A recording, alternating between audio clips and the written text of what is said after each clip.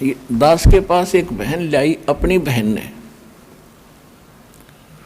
हमारा नाम ले रखा था, उस लड़की ने वो अपनी बहन को लाई, उसने किसी और संत से नाम ले रखा था।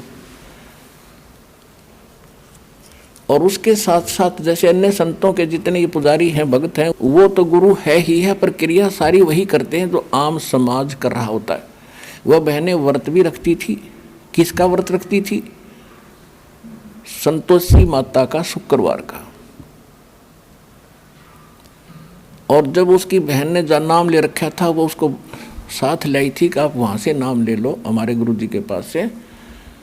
आपका उसका पति शराब पिया करता और शराब पीकर रोजाना पिटाई करना, घर से बाहर खड़ी कर देना, आप कुंडी ला के सो जाना, ये तकरीबन रोज का ड्रामा था उसका। इस दुख से के निवारण के लिए वो बहन लेकर आई इसको वहाँ पर, इस दास के पास। तो मैंने उसको बताया, बेटी नाम, पहले थोड़ी संगत होती थी, उसको समझा कि दीक्षा से पहले ये नियम सुन ले, कोई व्रत उपवास नहीं करना, अन्य देव की पूजा नहीं करनी, सारी बताई। तो वो कहने लगी, जी मैं तो शुक्रवार का व्रत रखती हूँ, उसका तो दापन करूँगी, फिर देखूँगी, मैं नहीं छोड़ सकती।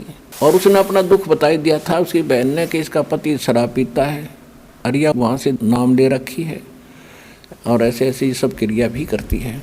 तो मैंने कहा, बहन पहले ये बता, आप शुक्रवार का व्रत किस लिए करते हो? कि घर में शांति हो। पहले तो आपने शुक्रवार के व्रत की कथा का पता नहीं। उसकी कथा कैसे है? एक बहन का पति किसी अपने रोजगार के लिए दूर देश गया था और वो काफ़ी समय तक वापस नहीं लौटा, तो उस बहन को संतोषी माता दिखाई दी और उसने कहा कि बहन तू क्यों दुखी है बेटी, तू मेरे 16 शुक्रवार के व्रत कर, तेरा पति घर आ जाएगा। उसने 16 शुक्रवार के व्रत किए और 16वां शुक्रवार के दिन उसका पति उसके घर आ गया। उसको बड़ी खुशी हुई, फूली नहीं समाई। ये कथा इसकी। यानी 16 शुक्रवार के व्रत करने से ये बेनिफिट है कि किसी का पति किसी कारण से दूर चला गया हो, घराने की सुध ना रही हो, तो घर आ जा, ये फल हुआ। और तेरा पति रोज आवे, रोज कुटे तने तो भी व्रत राख रही, फूटे वाग चले। तो तेने तो शुक्रवार का व्रत कदे नहीं रखना चाहिए कि 1-2 दिन ना हो तो बढ़िया।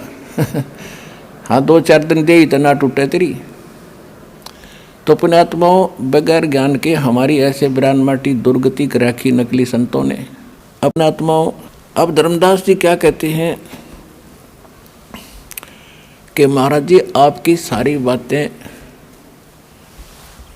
ठीक सी तो नहीं लग रही मुझे, क्योंकि पहली बार मैं सुन रहा हूँ। और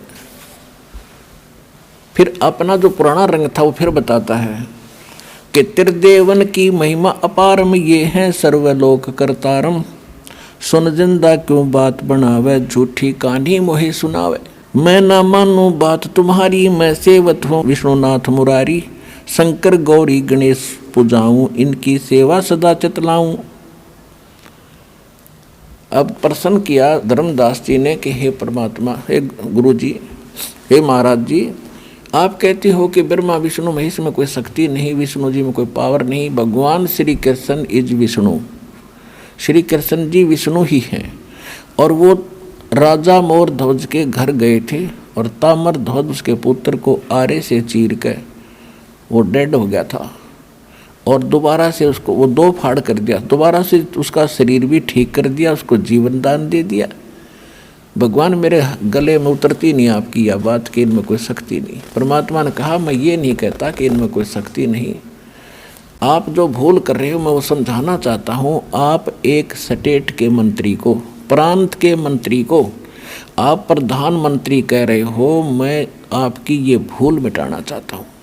ये एक स्टेट में, एक ब्रह्मांड में, एक विभाग के मंत्री हैं और ये नहीं कहा जा सकता कि एक स्टेट के मंत्री में, प्रांत के मंत्री में कोई शक्ति नहीं है, लेकिन जो प्रधानमंत्री में शक्ति है वह इसमें नहीं है। एक मोटी सी बात दास आपको समझा रहा है उनकी वार्ता के माध्यम से, जो भगवान ने उनको बताया।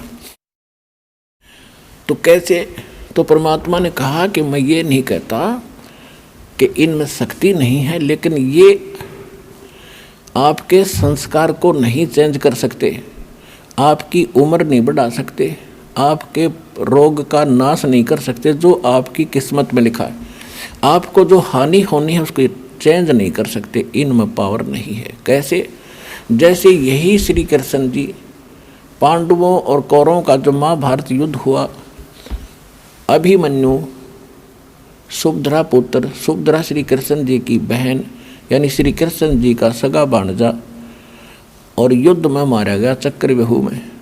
श्री कृष्ण रोए, सारे पांडवों का कुणबा रोए और सुभद्रा रोए। तो श्री कृष्ण जी ने क्यों ना जीवित किया हो अभिमन्यु? वहाँ तो जरूरत थी, उसकी युद्ध का समय था, दो आदमी एक एक से बन रहे थे, और वहाँ भी मतलब जाकर कटवा दिया। मोरध्वज का लड़का था मरध्वज, वहाँ जीवित कर दिया। यहाँ क्यों ना जीवित किया उसने? अब हमारी तो इतनी बुद्धि थी, बस फ्यूज हंसन लग गया। हाँ, बात तो आपकी सच्ची है जी, यो क्यों ना जी? आप बताओ फिर।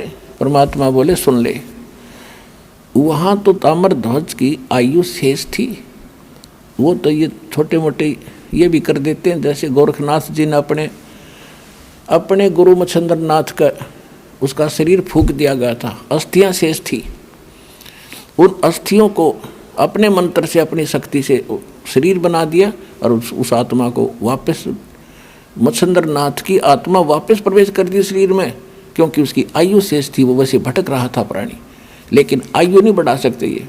तो यहाँ अभिमन्यु की आयु शेष नहीं थी, उसका जीवन मनुष्य का इतना ही था, श्री कृष्ण नहीं उसको जीवित कर सके। और पूर्ण